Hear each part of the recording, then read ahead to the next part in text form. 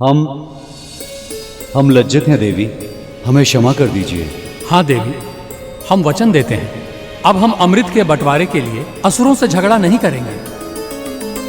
सुंदरी अब जो चाहेंगी, जैसा चाहेंगी वैसा ही होगा। अब आप उदास होकर हमारे हृदय को पीड़ा मत पहुंचाइए। पीड़ा तो आपने मेरे हृदय को पहुंचाई है।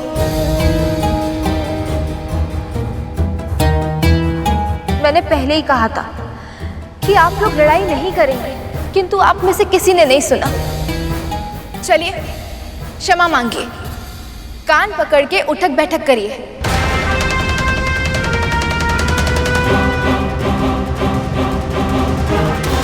अन्यथा मैं यहां से चली जाऊंगी।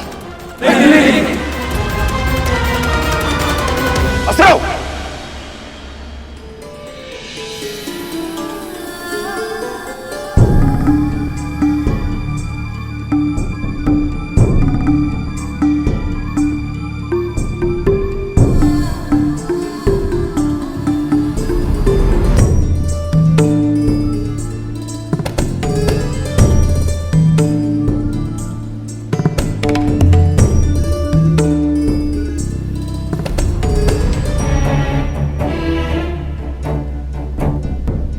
आप भी कीजिए।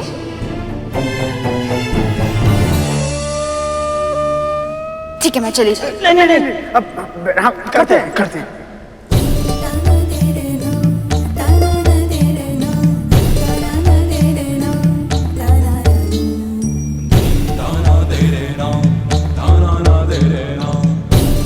प्रभु ने सही कहा था कि मदिरा के अतिरिक्त एकमात्र स्त्री के नयन ही है जो असुरों से तो क्या, देवताओं से भी कुछ भी करा सकते हैं।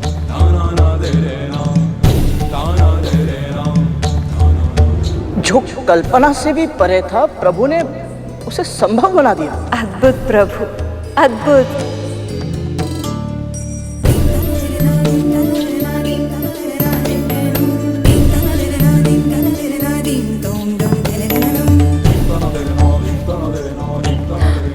बस इतना दंड पर्याप्त है।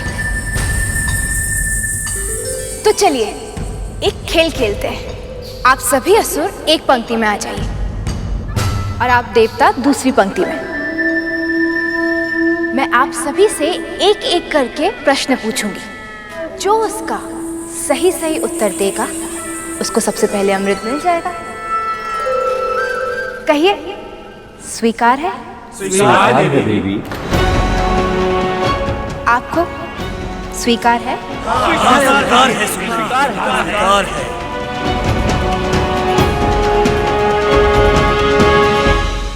वाह भैया विष्णु, क्या योजना बनाई है आपने। अब तो चाहकर भी असुर ये नहीं कह पाएंगे कि उनके साथ पक्षपात किया जा रहा है। मैं तो ये जानने के लिए उत्साहित हूँ सखी कि कैसी होंगी प्रभु की पहेलियां। आनंद की वर्षा करने वाली होंगी माँ, क्योंकि अब उन पहेलियों के कारण प्रभु ने अमृत के आनंद को 2 गुना और बढ़ा दिया है। एक ओर देवताओं को जीवन का अमृत प्राप्त होगा और दूसरी ओर हम सभी को इन पहेलियों के रूप में ज्ञान का अमृत प्राप्त होगा।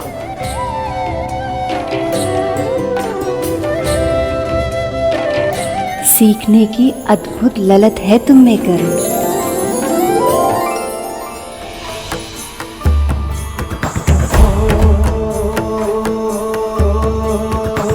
कुसुम कली है, खिली खिली है, सुंदर छैल छबीली, गौरांगी मधुर्य सजीली, कामिनी नारी नवेली, रंग रंगीले होठ रसीले, नैन बड़े कजरारे, एक झलक जो देखे कोई तनवर जीवन हारे।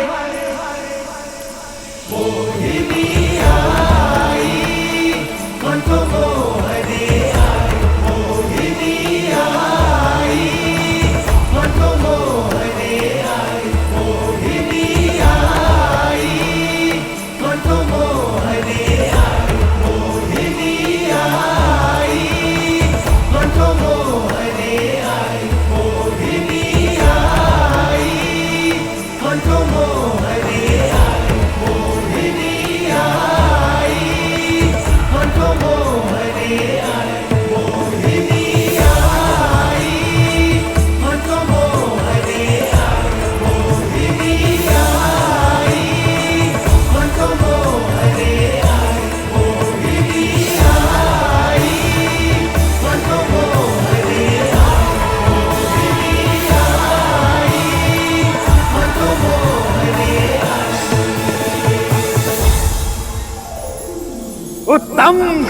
अति उत्तम।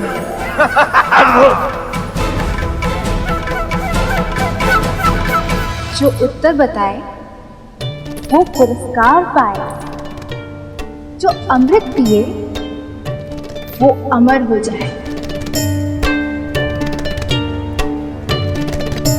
पर उससे पहले पूछो तो मेरा प्रश्न। बोलो बोलो बोलो, पृथ्वी से भारी है क्या?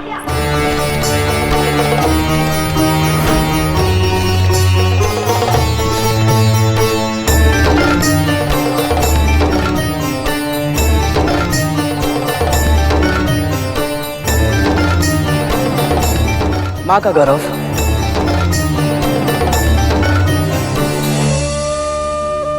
पृथ्वी से भारी केवल एक ही वस्तु है, मां का गौरव।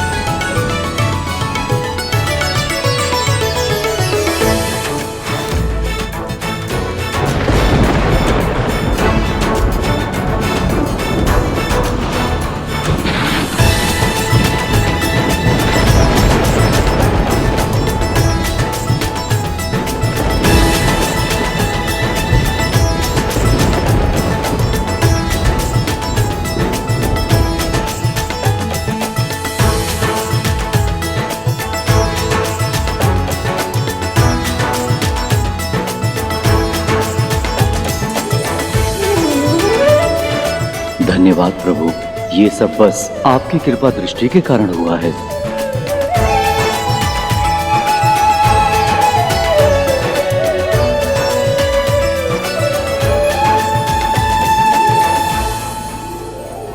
सबसे ऊंचा है आकाश, पर बोलो आकाश से ऊंचा क्या?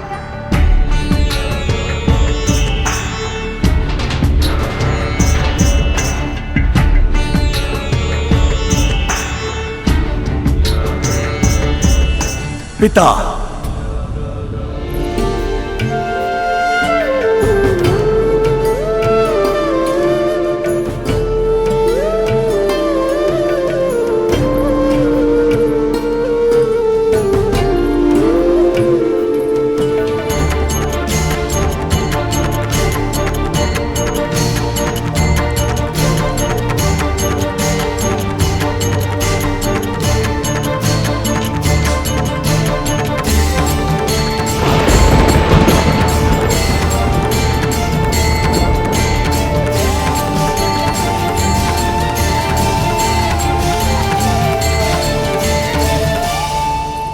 सबसे अधिक गति है वायु की, तो बोलो वायु से भी अधिक तीव्र गति से चलता क्या?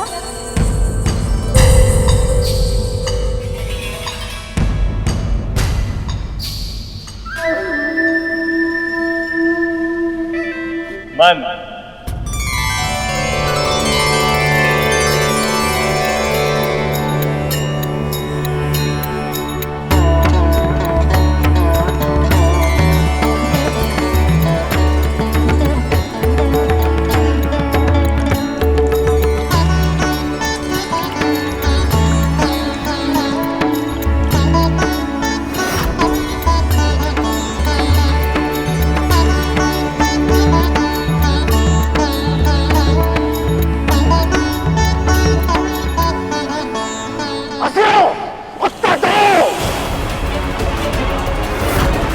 यह संभव है कि देवता सारा अमृत पान कर लेगी।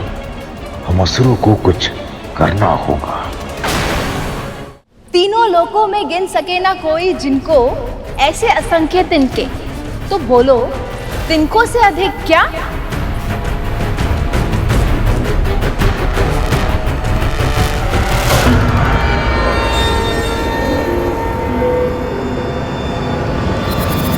चिंता।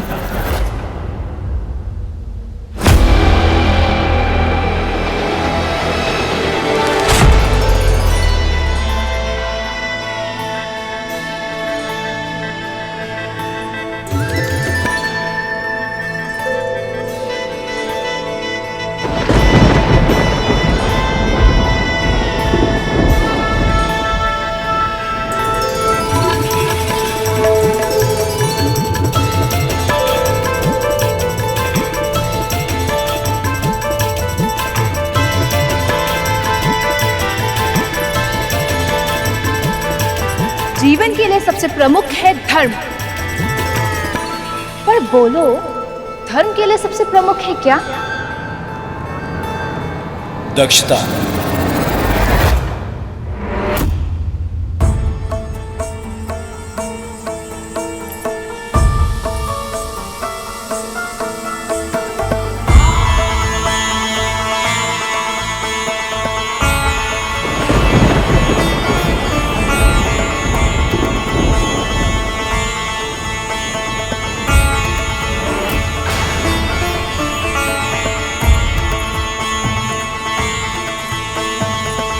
व्यक्ति को सबसे प्रमुख है यश, पर यश के लिए आवश्यकता क्या?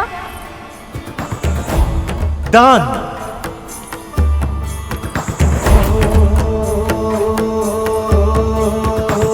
कुसुम कली है, खिली खिली है, सुंदर छैल छबीली, गौरांगी मधुर सजीली, कामिनी नारी नवेली, रंग रंगीले।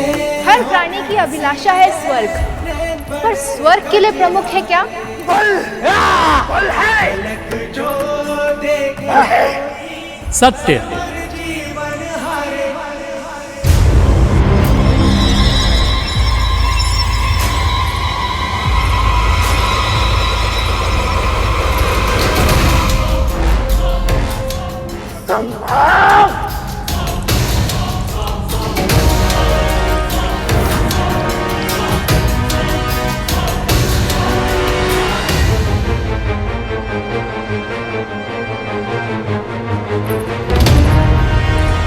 सभी की आशा है सुख, पर सुख का साथी क्या? शील।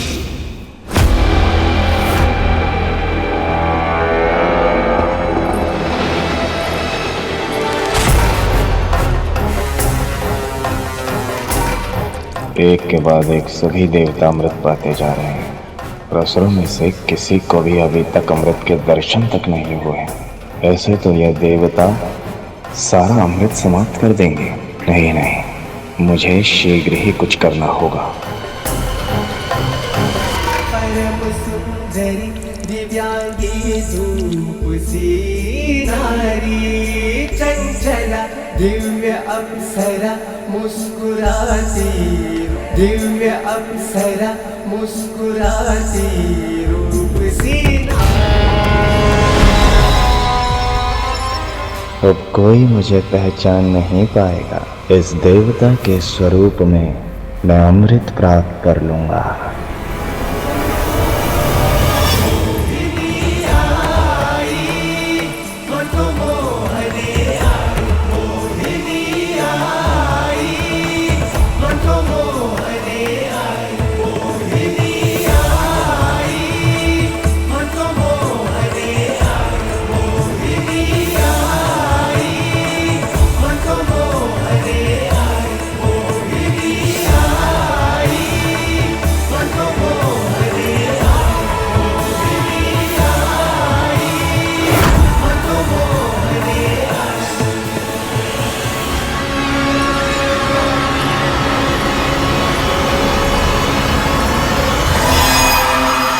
देवताओं की पंक्ति समाप्त होने वाली है। लगभग सभी को अमृत मिल गया है, परंतु असुरों में से कोई भी अमृत को छू तक नहीं पाया। वज्रांग और राहुल इस पराजय को कैसे स्वीकार करेंगे?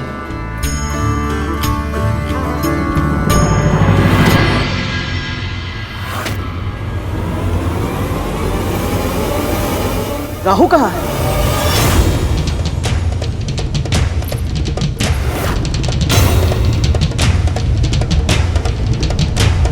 अभी तो राहु यही था, फिर अमृत बंटवारे को मध्य में छोड़कर भला वो अचानक कैसे कहीं जा सकता है?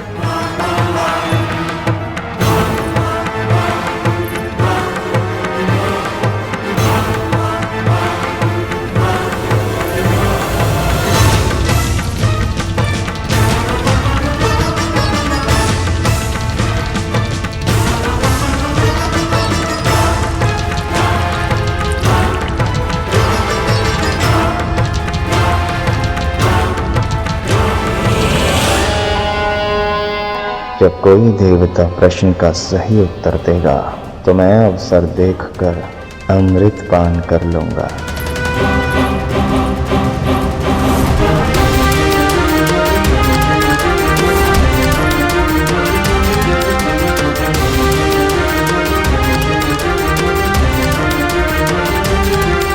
ऐसा क्यों प्रतीत हो रहा है कि कुछ अनुचित होने वाला है?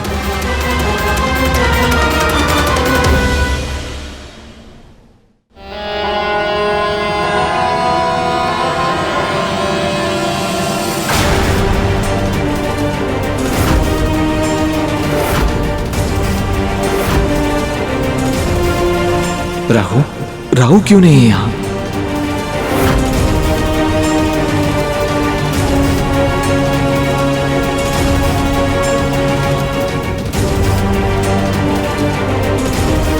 देवों की पंक्ति में ये अंतिम व्यक्ति कौन है? ये तो देवता नहीं है। चंद्रदेव कौन है वो?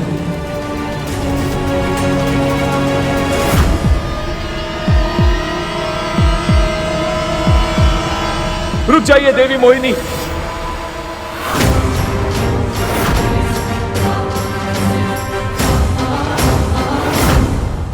देव नहीं है ये।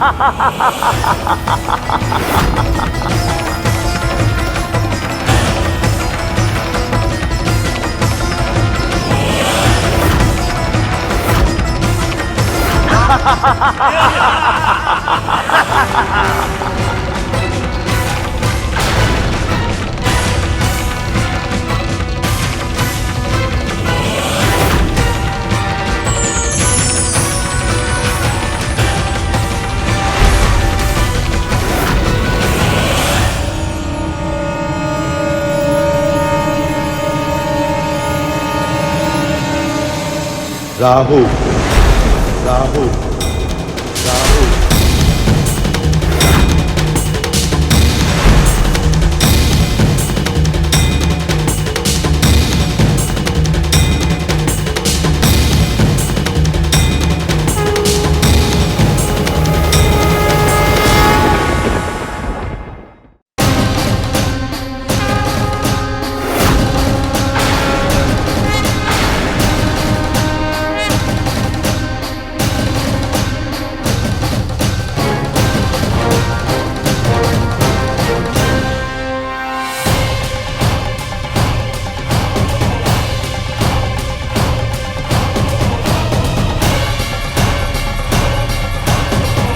पुनः छल हुआ हमारे साथ।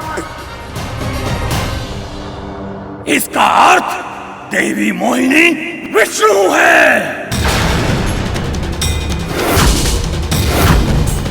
तुमने दुष्टता की सारी सीमाएं पार कर दी हैं राहु। अब तुम्हें दंड मिलेगा।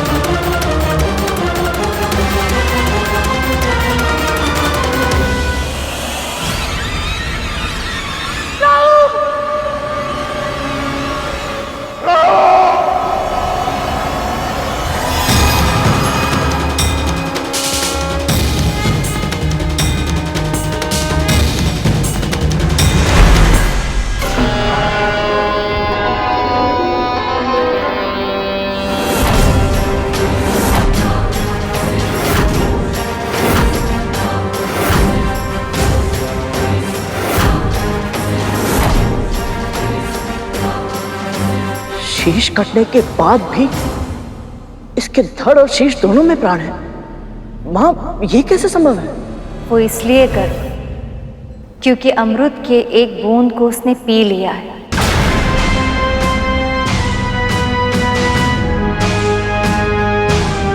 अब इसकी मृत्यु कभी नहीं होगी,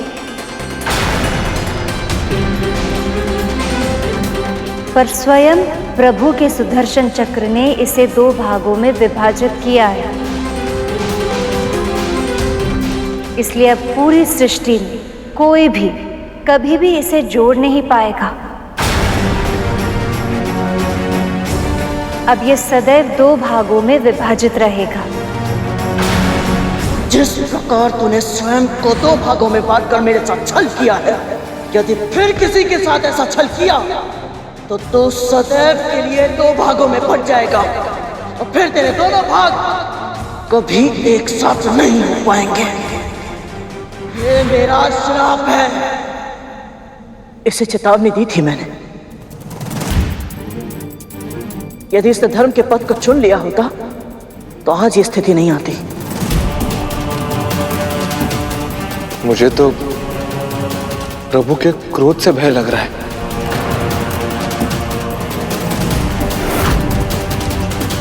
छल, फिर से छल किया है तूने विष्णु मेरे साथ। मेरा शीश काटकर तूने यह सिद्ध कर दिया है कि हम असुरों के साथ तू कभी न्याय कर ही नहीं सकता।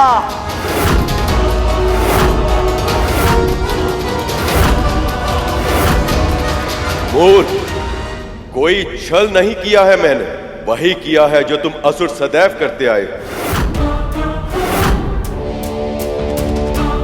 उत्तर दो, देवताओं को कैसे पराजित किया था तुमने?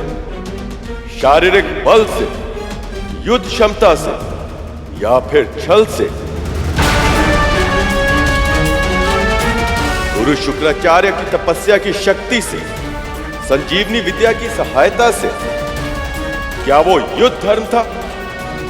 क्या वो किसी योद्धा के लिए आदर्श व्यवहार था? फिर स्वर्ग पर अधिकार पाकर भी तुम्हें संतोष नहीं मिला। पराजित देवताओं को सताने का हर संभव प्रयास करते रहे तुम।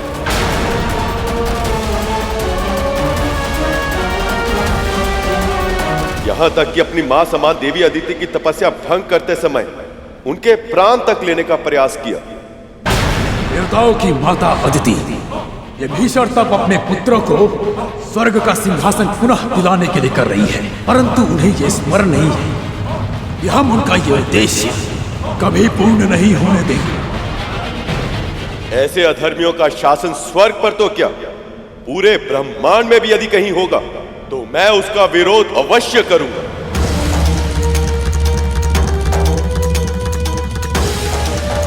संधि के नियमों के अनुसार देवताओं और असुरों को दोनों को एक साथ मिलकर क्षीर सागर का मंथन करना था, किंतु जब देवता मेरे विवाह में व्यस्त थे तब असुरों ने संधि के नियमों को तोड़कर अमृत को चुराने का षड्यंत्र रचा। इससे पहले कि देवताओं की दृष्टि उस अमृत पर पड़े, हम उसे चुरा लेंगे। रक्षा कीजिए महाराज, रक्षा कीजिए। धनवंतरी के साथ छल करके कलश छीन लिए और अपनी बारी आने की प्रतीक्षा करने के स्थान पर देवताओं के वेश में आकर अमृत को पाना चाहा।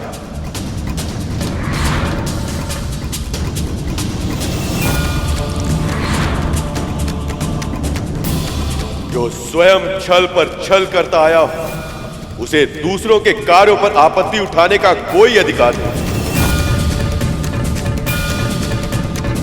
अमृत का मर्म जाने बिना ही तुम सब अमर होना चाहते हो, पर केवल तन के जीवित रहने को अमरता नहीं कहते। सच्चे अर्थों में केवल वही प्राणी अमर होता है जो तन के ना रहने पर केवल अपने कर्मों के कारण अन्य प्राणियों के हृदय और मस्तिष्क में सदा सदा के लिए जीवित रहे।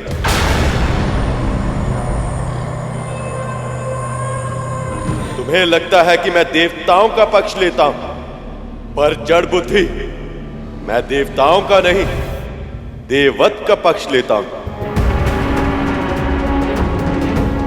जानते हो क्या है देववत? धर्म और सत्य के मार्ग पर चलना, मन में दया का व्यवहार रखना, दूसरों के साथ परोपकार करना और अपनी शक्ति सामर्थ्य का उपयोग संसार के कल्याण के लिए करना।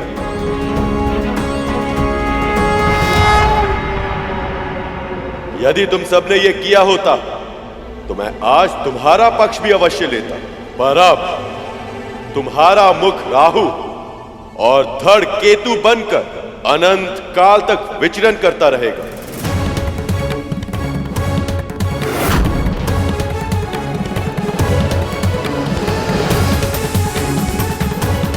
ताकि आने वाले समय में संसार को यह स्मरण रहे कि देववत के बिना अमृत को प्राप्त नहीं किया जा सकता।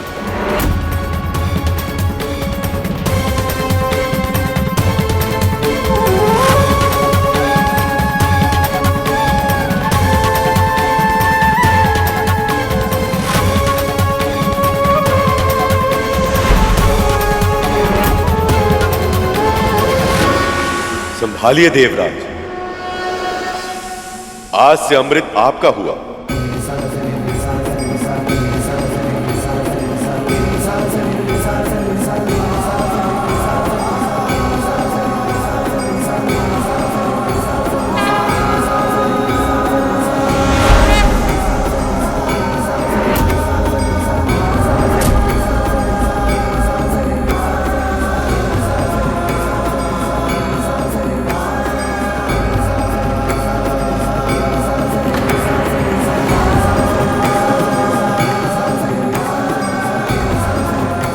हे नारायण, आपने मेरे पुत्रों को अपना आशीर्वाद दिया, उनकी रक्षा की और उन्हें सामर्थ्यवान भी बना दिया, उन्हें अमर बना दिया आपने। आपका बहुत बहुत आभार प्रभु। मेरी अनुपस्थिति का अनुचित लाभ उठाए देवताओं ने और नारायण ने भी इनका साथ दिया, पर मैं इतनी सरलता से पराजय स्वीकार नहीं करूंगा।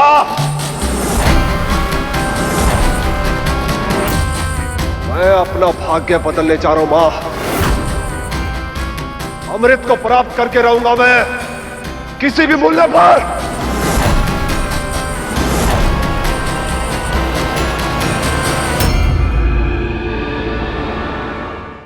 जिस क्षण की कल्पना खुली आंखों से स्वप्न देखने पर विवश कर देती थी, आज वो क्षण सत्य हो गया है। हमें अमृत मिल गया है और ये सब केवल आपके कारण संभव हुआ है प्रभु।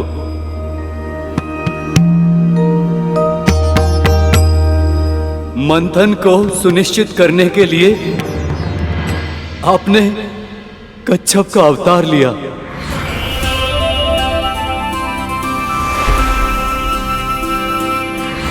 धर्म की रक्षा करने के लिए देवी मोहिनी का अवतार लिया।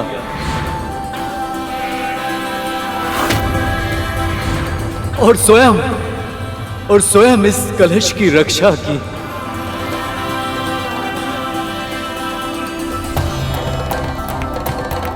और हमें अमृत का पान कराया। आप धन्य हैं नारायण, आपका कोटि कोटि आभार।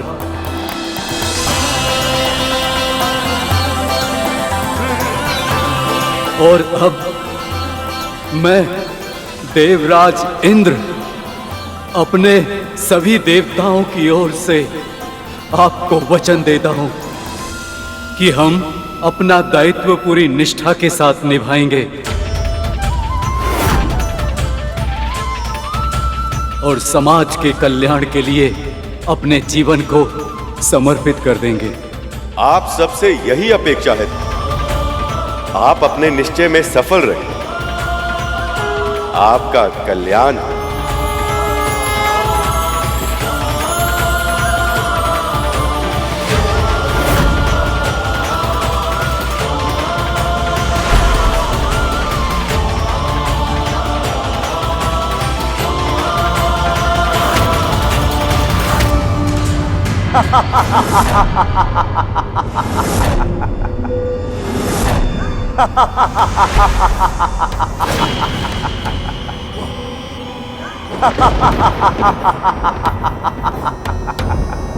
तुम्हें क्या लगा तुम विजयी हो गए हो?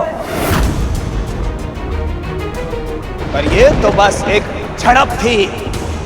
देवासुर संग्राम तो अभी शेष है और निरंतर चलता रहेगा अनंत काल तक। क्योंकि अब केवल तुम ही नहीं, मैं भी अमर हूं। अमर!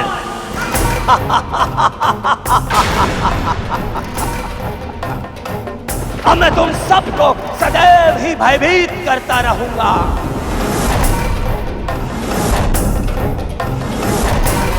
सूर्य और चंद्र ने मेरा भेद खोला था ना, अब मैं उन दोनों के चारों ओर चक्कर लगाता रहूंगा और जैसे ही मुझे अवसर मिलेगा मैं उन्हें निगल जाऊंगा।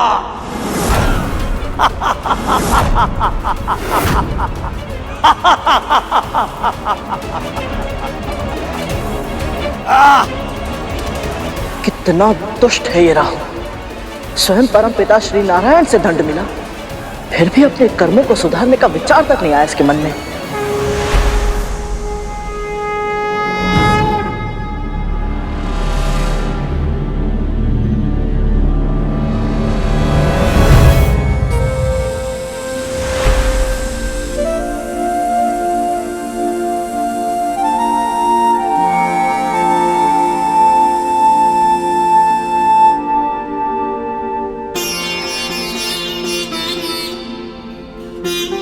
जिसके मन में अपने कर्मों को सुधारने का विचार आ जाए, वो असुर कैसे हो सकता है कर? प्रभु, आपका ये मोहिनी अवतार अपने उद्देश्य में सफल रहा। बहुत बहुत बधाई हो प्रभु।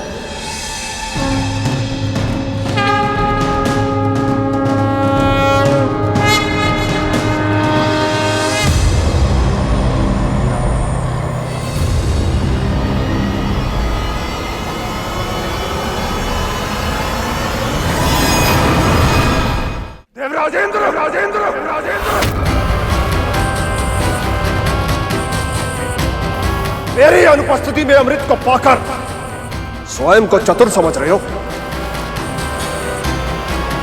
साहस है तो मुझसे युद्ध करो।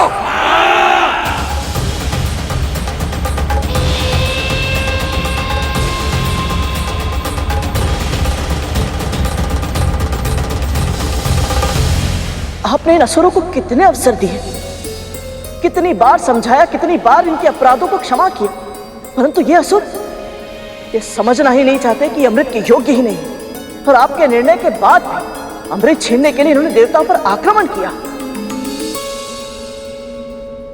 प्रभु मुझे आज्ञा दीजिए, मैं इस युद्ध में भाग लेकर अमृत की रक्षा करना चाहता हूं, और आपके निर्णय के अपमान का परिणाम इन असुरों को भोगना ही होगा। आज्ञा दीजिए प्रभु। अमृत की एक भी बूंद ऐसे किसी भी प्राणी को नहीं मिलनी चाहिए जो इसके योग्य ना हो। जाओ कर, धर्मयुद्ध तुम्हें पुकार रहा।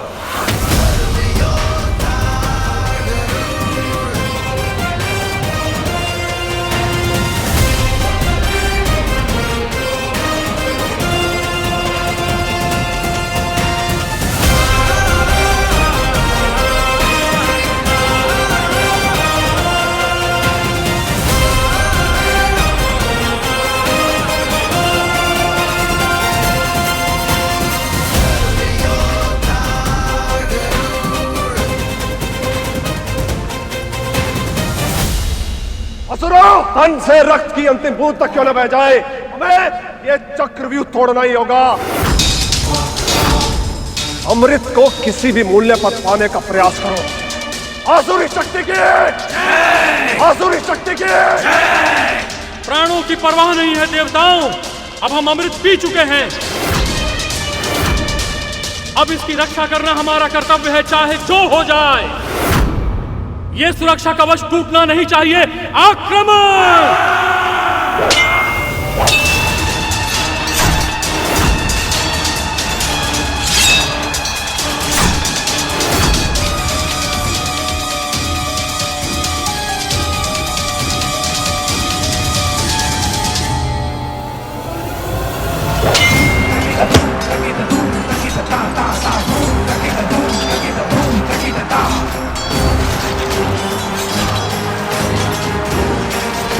काहू को मिले दंड को देखकर असुर अपनी प्रवृत्ति के कारण अपना ही नाश करने पर तुले हैं।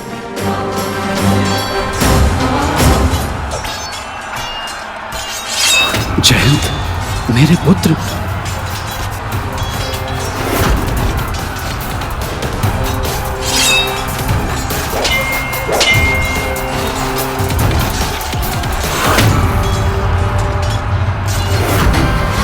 अपने पुत्र को कोई हानि नहीं पहुंचने दूंगा मैं।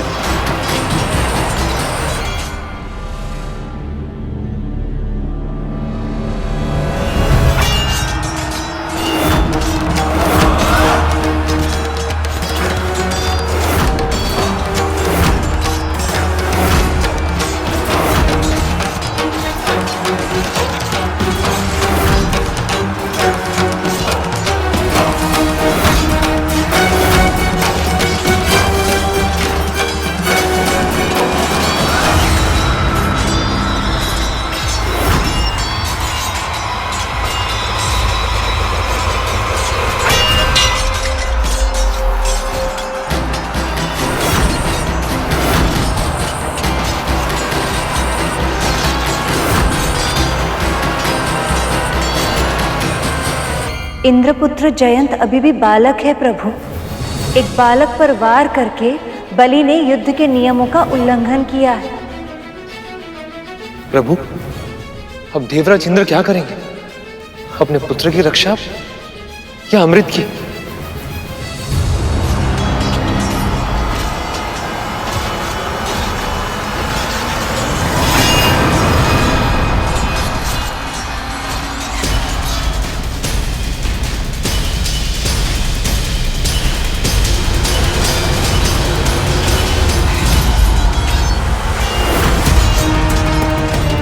अमृत को इंद्र के साथ से छुड़ाना होगा।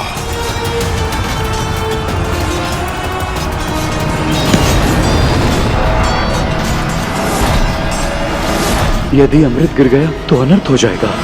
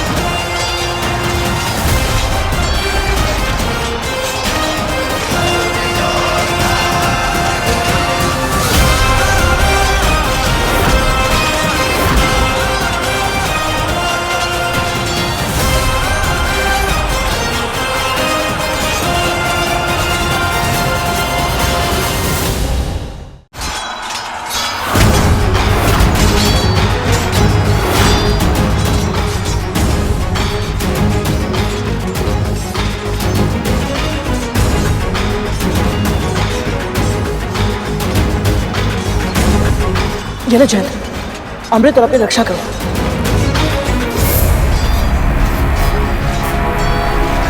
अमृत कलश अपने हाथों में लेने के बाद भी गरुड़ के मन में इसे पीने का विचार नहीं आया।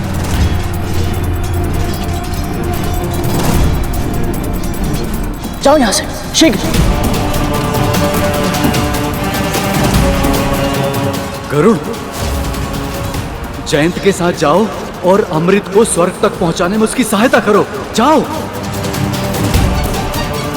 देवराज, आप सच में चाहते हैं कि मैं अमृत लेकर जयंत के साथ जाऊं? हाँ गरुड़, जयंत अभी छोटा है और उसे तुम्हारी सहायता की आवश्यकता होगी और मुझे तुम पर पूरा विश्वास है। अब परीक्षा होगी गरुड़ के व्यक्तित्व की। क्या इस विश्वास का सम्मान कर पाएगा या अमृत के लालच में अमृत का पान कर लेगा? अब शीघ्रता करो और जाओ यहां से, जाओ। जो आ गया, चलो जयंत।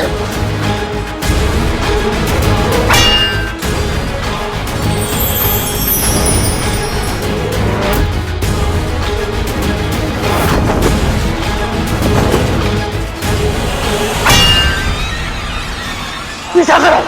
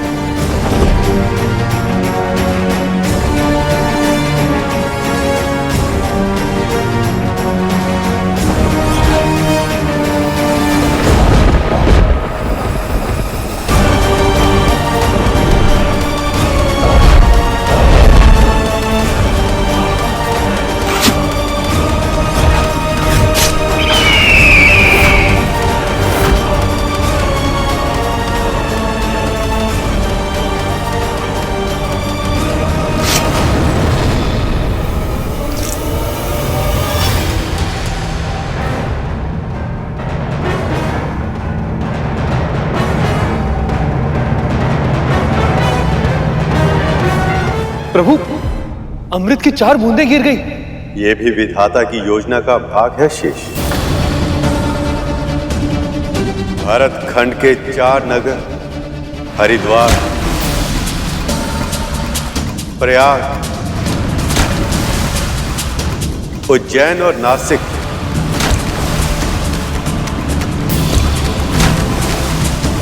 ये वो 4 स्थान होंगे जहां हर 12 वर्षों में महाकुंभ और 3 वर्षों में कुंभ का आयोजन होगा। उस समय जो व्यक्ति भी इन स्थानों पर नदी में स्नान करेगा उसे अमृत प्राप्त होने के समान फल मिलेगा।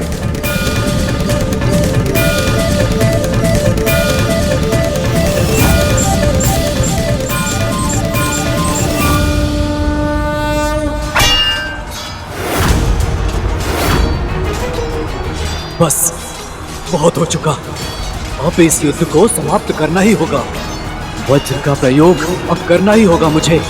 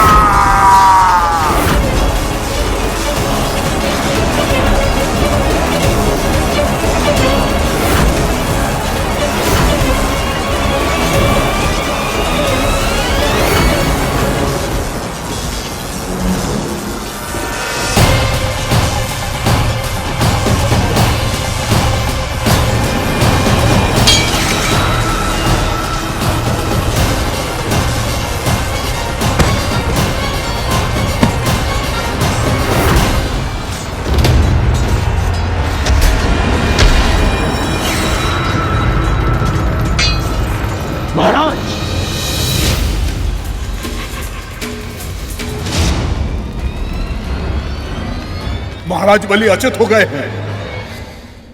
विजय श्री हमारी हुई। देवराज इंद्र की, देवराज इंद्र की, देवराज इंद्र की, देवराज इंद्र की।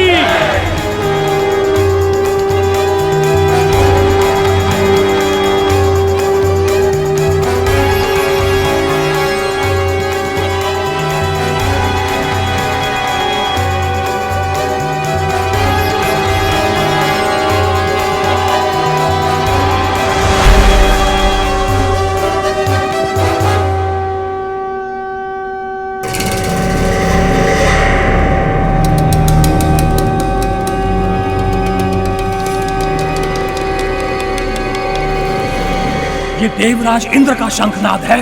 तो क्या असुर सम्राट बलि पराजित हुए? अवश्य ही देवता जीत चुके हैं। उसके बिना ये विजय शंखनाद बजाना असंभव है। तो अब क्या करें हम?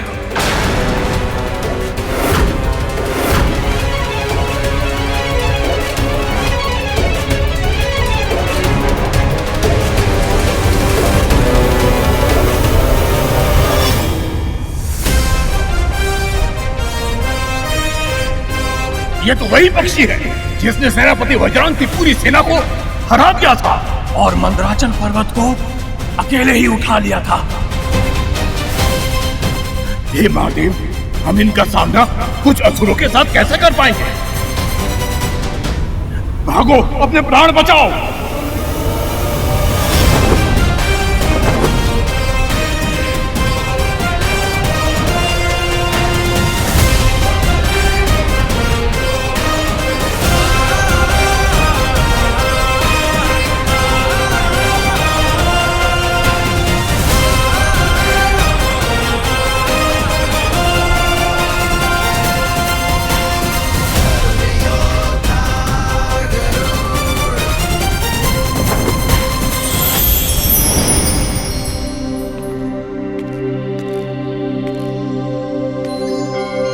मुझे और अमृत को यहाँ तक सुरक्षित पहुँचाने के लिए आपका आभार करूँ।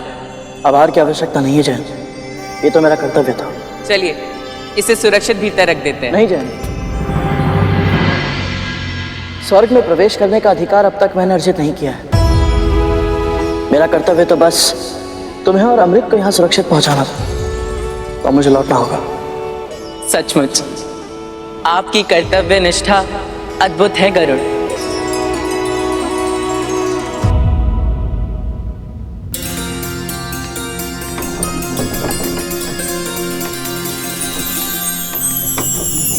प्रभु विष्णु की कृपा से स्वर्ग पर देवताओं का आधिपत्य पुनः स्थापित हो गया।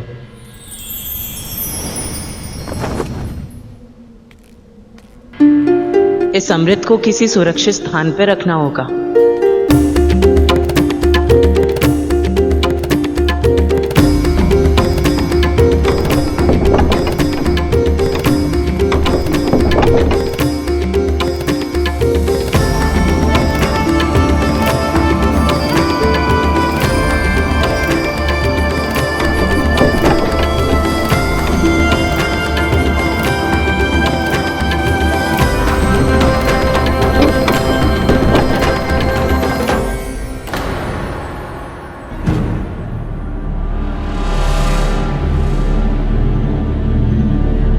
मैं देवराज इंद्र का पुत्र जयंत हूँ। अमृत को सुरक्षित रखने आया हूँ। कृपया मुझे अंदर प्रवेश करने की अनुमति दे।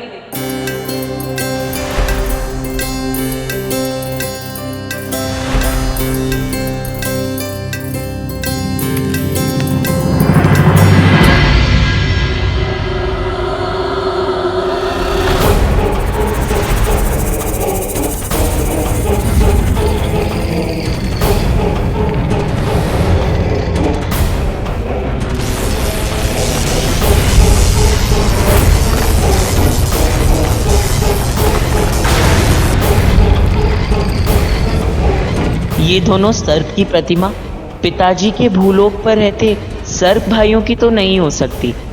अवश्य इन्हें स्वर्लोक की सुरक्षा के लिए बनाया गया है।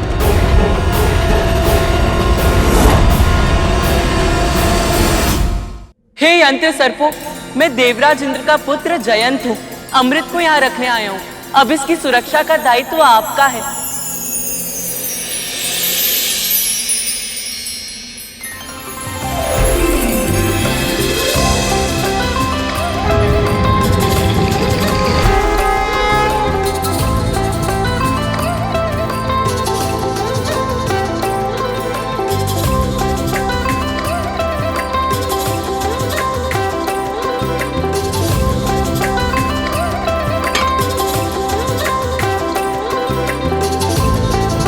अब अमृत सुरक्षित हुआ।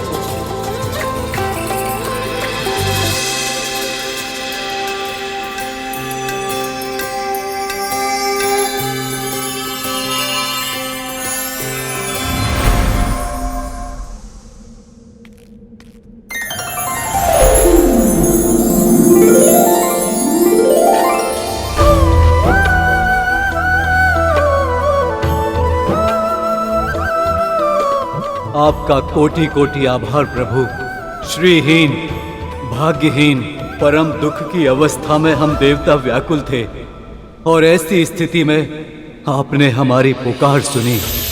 हम पे कृपा करके क्षीर सागर के मंथन जैसे असंभव कार्य को संपन्न किया।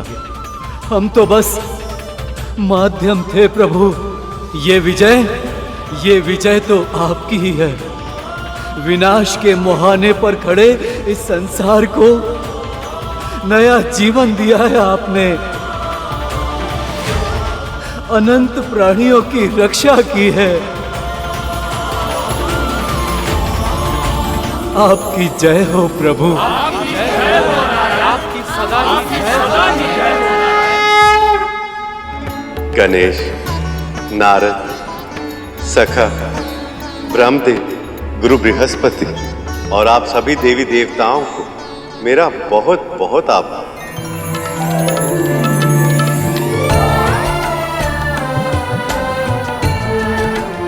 आप सबकी सहायता से समुद्र मंथन सफल हो पाया। आप सबकी सम्मिलित शक्ति ने वो कर दिखाया जो कुछ समय पहले कल्पना से भी परे था।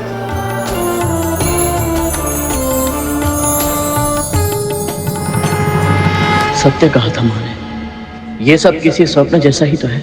इतने समय तक वैकुंठ में रहने के बाद यहाँ से लौटने का तनिक भी मन नहीं कर रहा, परंतु माँ को अकेले भी तो नहीं छोड़ सकता।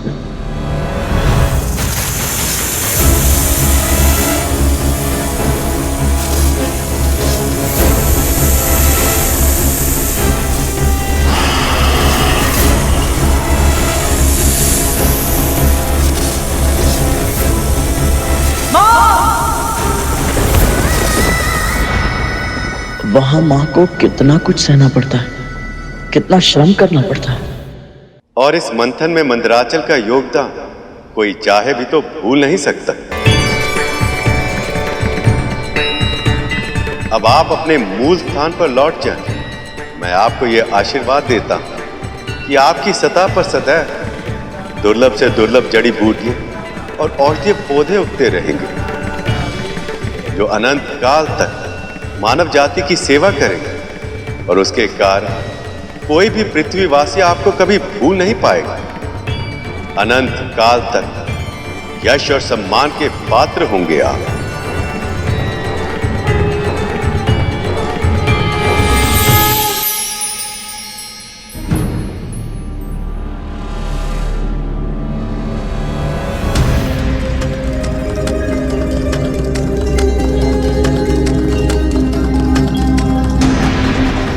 अब समय आ गया है सखा, वासुकी को उसके घाव से मुक्ति देकर उसे अपना आशीष प्रदान करें।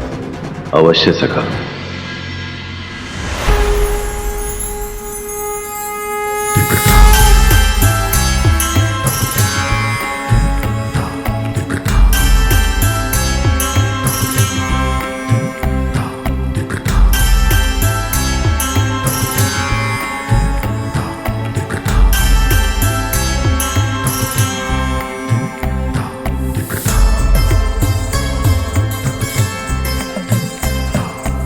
हे नीलकंठ, महादेव, अपने चरण में मुझे शरण देकर मुझ पर दया करें।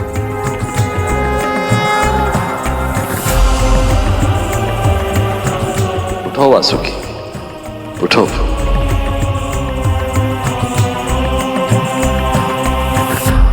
इस मंथन में अतुलनीय योगदान देकर तुमने मुझे अत्यंत प्रसन्न किया है वासुकी।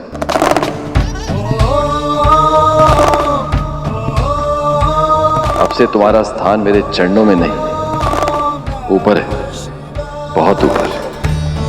प्रभु,